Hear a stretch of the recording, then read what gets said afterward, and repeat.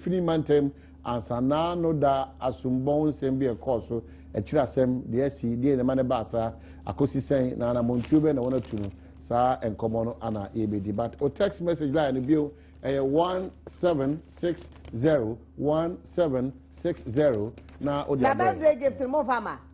Well, logo is in charge. And logo so there messages that also. His Excellency na do dan kwa kufu do dan no mo a wo de ma Dominic mo mama me. So, nti fabra. Yes, mu didi yo.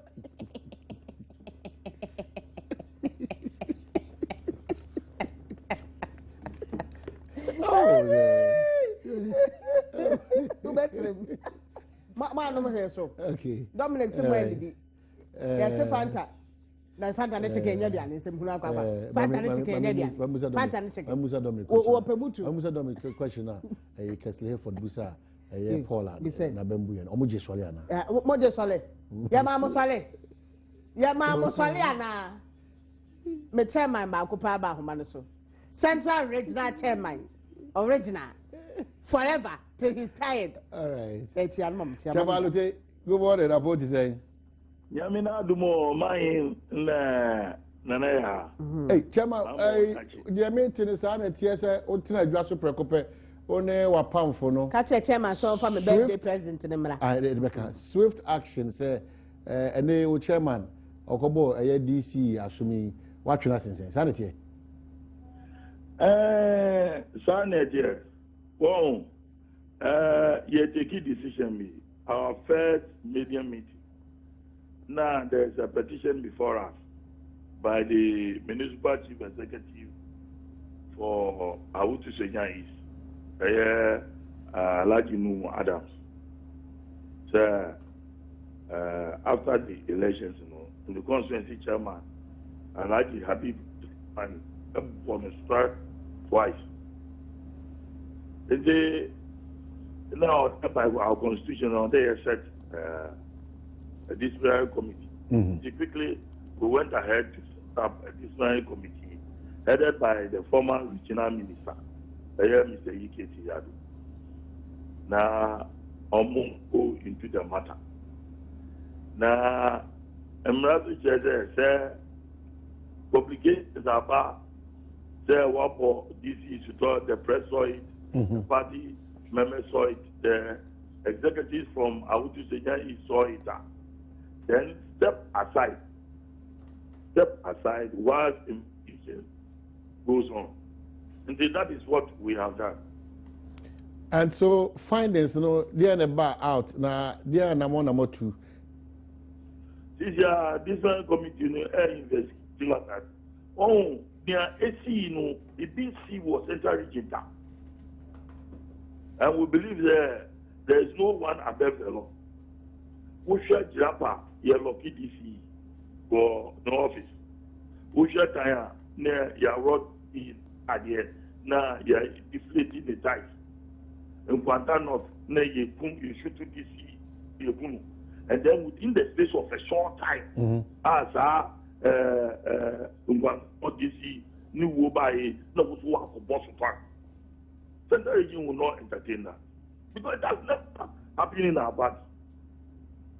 I see. So why ATTC will reach here to the Congress? One TBBA for Central is there. Will become BBTO. It's not happened. Ekobani say if you know they say the year can was me and the see ya. Asuchi when a Dahoma chairman. I know, the Bema National Headquarters, the National Executive Committee, the powers to sanction the suspension or the staff. The party there is maintaining back. You are suspended. I see. We are hoping that whatever the outcome from the disciplinary committee, here the Ama National Executive Committee through the General Secretary. But action to be taken. The understanding is that Awutu Senya Adeshia Modom NDC one able for ye pa almost say hey now the buy nani yana the odi beni and almost no better nasi pa ye pa and the biano san 70 bia to wapono so no yeah Oni baba kumbetuma ko share to do bim na wa kansam. And the impact will be to organize the bidding for each one as party activists. Now, they will cause trouble. Yeah. As for the party, is there for all.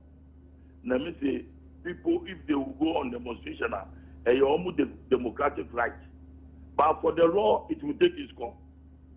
And we want to assure all our party members that we will protect our troops and support our commanders when it comes to such incidents. I see. One can never rise above the party. The party is supreme.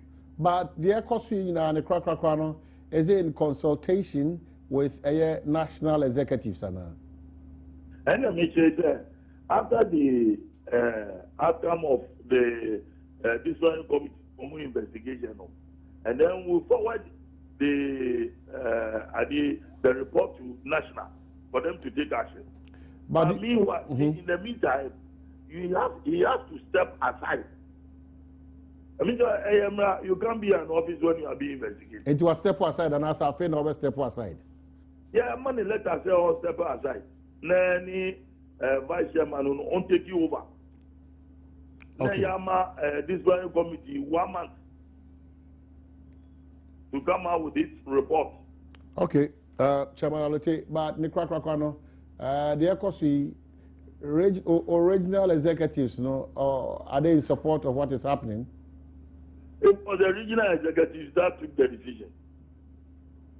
And your one-man decision by Chairman Alote? Oh, how can one man impose his will over 17 executives? Where we have a structural engineer, we have a medical doctor, 2 of them as vice chairman, we have an educationist as a secretary, and another educationist as an organizer. Chairman, I better say. The regional executives, they are good staff. You better say. Chairman Alote, but Nikrakrakano, Anope, what do you prescribe, say, on the occasion of Nanaya's birthday, only Anope? Ema, me born by Irani Yakupo's Oman and I are 100 years. I want to see her in and how. Chairman, I have to eat from the restaurant. Virgin restaurant. Virgin restaurant. You have to fly me to Virgin restaurant. Okay. Because every inquiry plane Mubagano. Tell my. But Mama Waba, Wi-Fi, It's a problem I can't face. I know you face that. Thank you. Okay, Charlie, and that's it, please. Quickly, down for diabetes, then the next time, or text or call number, the friend is 0302 211 701 up to 4. 0302 211 701 up to 4. Down for diabetes. I know you're down for diabetes test, and then wait space, and how I'm a down for diabetes test, constipation. And then also I do a full boss or a full to me no compare down for diabetes capacity by yet menstrual pain hypertension sexual weakness now down for diabetes a bit dear boy ye papa fe open down for diabetes and also bow and ma or how away memo all day away going to be at no more now fe member infections a hood or just try them ya body pains a mixture. Fanny me a number moon and I said, but the door ye papa. Nana Boatre, I will catch draggling and crying. O catch draggling, case walk could be a beat of Freddie Mans calling Naku, Master, and Mensa, I will tackle the unique caps and more. I will bogo so. I feel was a dofi, when you be at our takwa, a smart heba or boas, a mosaic pharmacy, green life pharmacy. I was young doctor, not the Mama Ruby and a pay yet, Yama Papa, number 0207872155 and 024649. 3230. Good morning, Honorable Praise. My name is also no point is I'm Adom Boko. Yauna and I are brief mommy. Majoso. Nana will be a chairman, I can say, my hand day is also to treat. Now, the other hand day is then about pay. Maybe I'm a pay. Only pay Shilano no pay. My jeans, Nana, I am a new Fantia former president, the school span. You know, Kofi Adams. Maybe I will be a chair Kofi Adams. Let's delegate. Say this time around, tomorrow. Oh, Kofi, my Kofi, or when you say, are any area because Uti, Kofi, Echo, about delegate, and someone more Caterano. Kofi ni problem. Oba wa say you say two about three no. I just say delegate I sure say do that day to aba no Kumasi Kofi and on beto aba man. Yeah, the delegate so I say. Kofi and I am said you are chairman Beka and Alitujo Beka and I asema just be akasa me tie me dia wo mu. Say be previous chairman party na bu DC asum ama te say ababo nti say na em ya. Let me do not say chairman for no omuna DC omutem to say because this is for do one and I have for na omusha urubawo I will go DC the office pass over catch on as as a party and Tatano would your own come on na president Bama opportunity one na party no would be partner him it is no more I buy you because who check it said DC partner chairman bonasum dia let's say the committee for Tracia almost and some Babo transfer chairman then second DC no because some more DC be careful number one way as okay so the Babo tra ubeka mama wo ye unity that's it bianco manoso na Ashaven ene yankasa yo Ashaven ma kwa baba bedroom reloaded soon to be reloaded again am yesra me pa me pala na pana mi tora mi ho won o mansonfo and the dynamic fie ba kwa kawa ho ya mi nshira pa no ku kra kwanda na ma what na this year akwaje na next year on sanje wo mo amen na mo mo time ni na jana nye da sure mana mu nyina fire bend them ma me fa kwanya isu na mi nchia ye kwaku anyi do wa o chia no sa na unim dia say ba biom na bia na ka cho na bo place say on kan ko mantu ni yan be from north from west from south o mu nyina se say Kofi Adam o bia ti Kofi Adam no se ko so tiemia ye sere no onye campaign mu edin fa ma ye doba obi obetuma bo ma grassroots bo na afuma ntemu and the job okra ye tibo tane your organization na ya organization ya tina party office nko na who be sabe truth yen ko constitution no fa no party ni nyani mo na oda ma me fancy na me koma nim nana ya besere tama ina o central region mi nim tare dia do sele dia nyede but tama no waya dia papa ade tina ma me kasa hiti fo ni MC fo bi no wa omunya abaya tuma no munja party sem what I tell nana ya de me kan o ti ate so say na no da mabunu bi di free wa chi ba say wa MC kwan kon step down adeti na say timi basa masa say de tuma mamu na president de tuma mamu temunya mamu nya ni so de tuma mamu ya ba ejuma no wasa ba di party je na da bo say ene e ma wonya party je ene ni nyina mamu okay enti wasa so tro yeah that's it enti wasa so tro yeah that's it for money Bernard beg Bernard money ya udi hu hia wo air condition specialist na ma 027910 na ma Esther Daruma why lucky na fe kinkem senior high say light ma Dr. Totochia no George wu yetia no bro de ba o ka che George beg ba yanko any former interior minister no bribu ahin banana onabu coordinating team Brunya ba school boy papa fi as afitem Brunya ba and I on the also opemo that say o ka say e bi ma ko bi na do dan ko ekufu adu wo mama me wo ma kwa banana Dominic wo mama me nti samu no ebe pa outside Dominic si omo ani mo ri akokọ nam se na no anya aduane ye nkwa ni fie nam so de pa o na do nye easy yes na yere Rebecca ye oni aduane ye kwa na se mi be etu menu mudidi papa ye nkwa nana ya me de adesrede nam de famoso aja mana to Ghana man nyina ama ho ato de se nkani ipa nana yenim da kani etucha na se so mo de letter ba se enu December 1st December na se ye feel light of but you are doing face why oh this still dana you do your light cry to me nyankani am program you are doing face so kakra the thread Ghana mpanyimfo ko generator enkrofo be pre di ye o ade nyina mo pamade mo de usu enyu Ghana made in Ghana nema and nema mo pam ye mo de electricity na pam eso so se munya akwanya mpam se be she abro we di just strap and so on she nanka ni asem no de omunya mo aye pare bibia so nkon me das papa asa freedom akaba asa freedom akaba dai pass aba menyere mo ho obi say happy birthday to you Nana I love you die na sem do wu hey already okay yanko elembele good morning apun to say good morning yes sir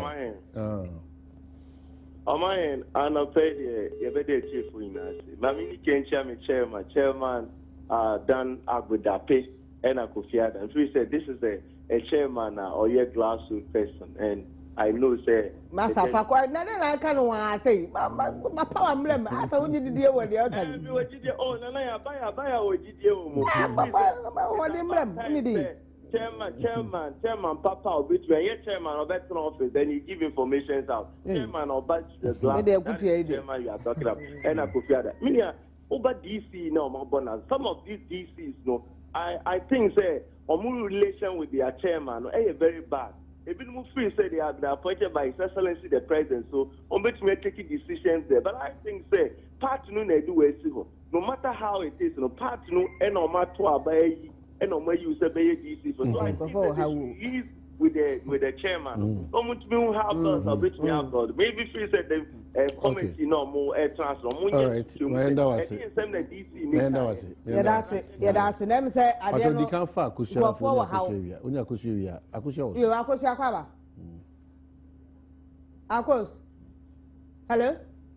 Hello. Eyetewa. Nana. Hey. Bema utirum kwa nana. Ya je so me da se. Amekata fi bo ake nyem ye frem adwa fa nura. You are brodo no esitire de ni bia na asa de he. De upe bi ebi ho. Awe de eye mi kulom ayi odoto bi MP. Ono nso ne birthday nti aja mi oni ni mi enu. Yo. Okay, that's it. You. Honorable Akwesi Jemfi, happy birthday to you. If you abina brodo ura and na pewa sori ahomache ya wafre o wish you happy birthday. Mraso say sorry so nemom make I said that for jadawro mayoma o kwan ma to me frɛ Asem Kesee o mo ana de bre yenye de esisie e wo wa man so and afia de bre wo waist pains, constipation, pain, menstrual pains, hypertension, sexual weakness, ye damfujai bitters, damfujai mixture infection ahodo ye wo man ne mema nyina ho onum de bebo ye papa na bo achi wo kai shi draggling and cry o kai shi draggling kinswalk yen cry Fred Mens Kolinaki Kumase Mensa Takra the market circle. You need kept some more ewo bogo so o was a bidofie ewo takwasma herbal ewo boa sesunyane Mosaic Pharmacy ni Green Life Pharmacy Dr. Asno number 0207872155 and 0246493230. Well, yeah, the Messi Hanem say minimum say you are okay. Now Adam J Jeffex for Adaroma on also the Asem Kesee abro yakwaba yaba ebe to enkomo so.